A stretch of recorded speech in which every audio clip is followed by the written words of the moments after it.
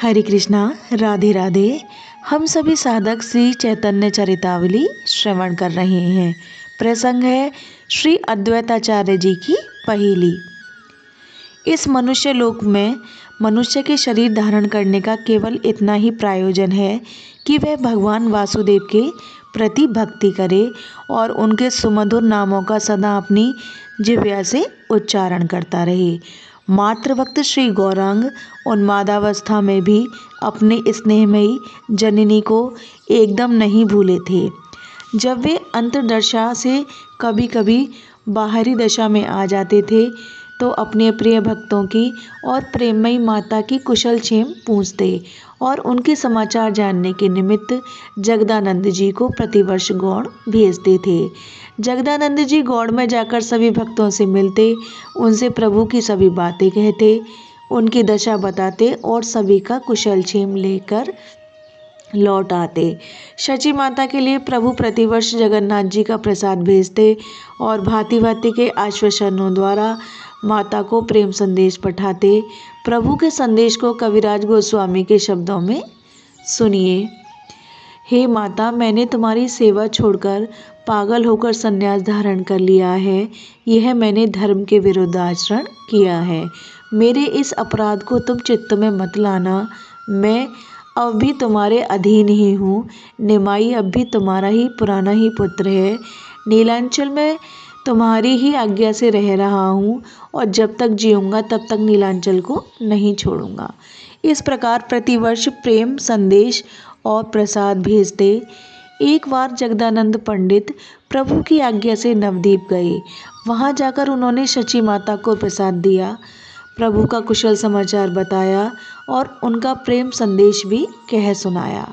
निमाई को ही सर्वस्व समझने वाली माँ अपने प्यारे पुत्र की ऐसी दयनीय दशा सुनकर फूट फूट कर रोने लगी।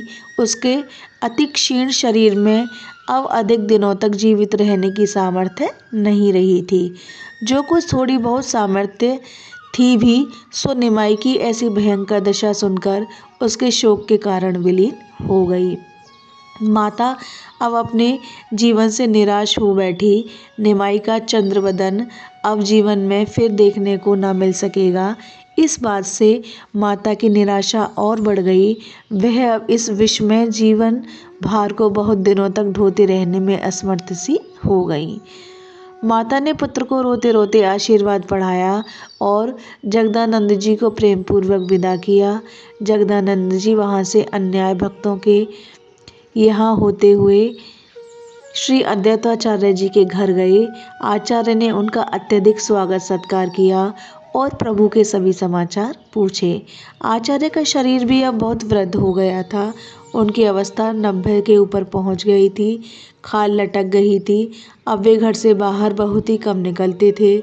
जगदानंद को देखकर मानो फिर उनके शरीर में नवयौवन का संचार हो गया और वे एक एक करके सभी विरक्त भक्तों का समाचार पूछने लगे।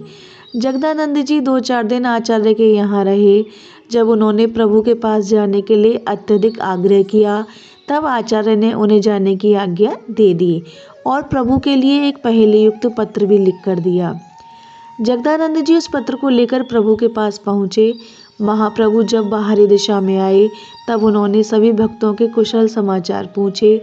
जगदानंद जी ने सबका कुशल क्षेम बताकर अंत में अद्वैताचार्य की वह पहेली वाली पत्री दी। प्रभु की आज्ञा से वे सुनाने लगे। प्रभु को कोटि कोटि प्रणाम कर लेने के अनंतर उसमें एक पहेली थी। श्री चैतन्य प्राणियों के जीवन के आधार चावल रूपी हरि नाम के व्यापारी हैं। अद्वैताचार्य उनके प्रधान आढ़तिया हैं।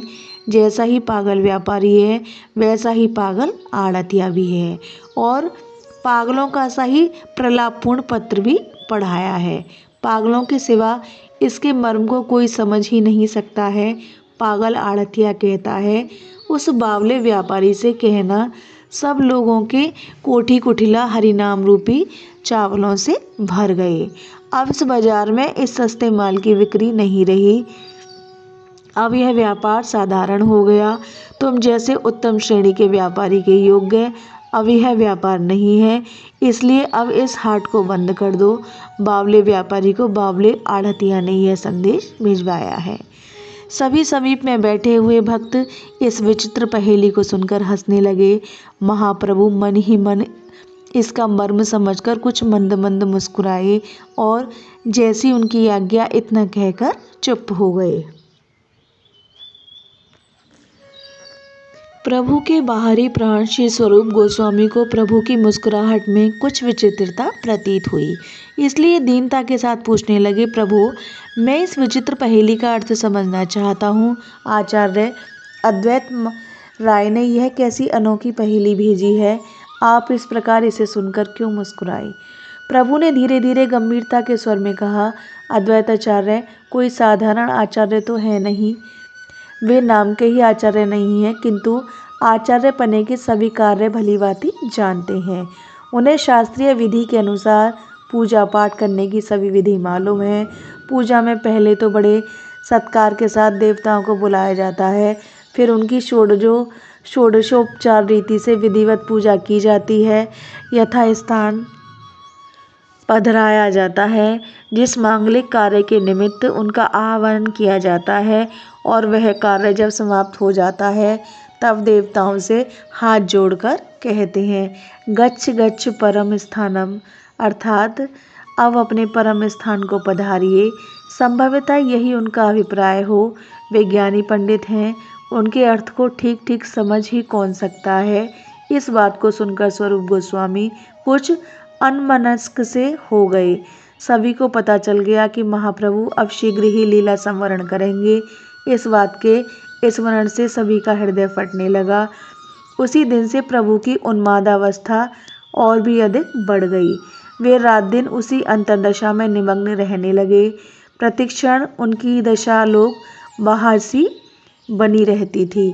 कविराज गोस्वामी के शब्दों में सुनिए, शरीर सन्न पड़ जाता है, कपकपी छूटने लगती है, शरीर से पसीना बहने लगता है, मुख म्लान हो जाता है, आँखों से अश्रुधारा बहने लगती है, गला भर आता है, शब्द ठीक ठीक उच्चारण नहीं होते हैं, देह रोमांचित हो जाती है, हंसते हैं, जोरों से रुदन करते हैं, नाचते हैं, गाते हैं, उठ उठकर इधर उधर भागने लगते हैं, क्षण भर में मूर्छित होकर भूमि पर गिर पड़ते हैं। प्यारे पगले दयालु चैतन्य, क्या इस पागलपन में हमारा कुछ भी साझा नहीं है? हे दीनवत्सल, इस पागलपन में से यत्किंचित भी हमें मिल जाए तो यह सारहीन जीवन सार्थक बन जाए। मेरे गौर, उस मादक मदिरा का एक प्याला मुझको भी क्यों नहीं पिला देता?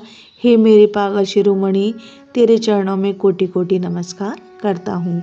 यह प्रसंग यही विश्राम लेता है। हरे कृष्णा, राधे राधे।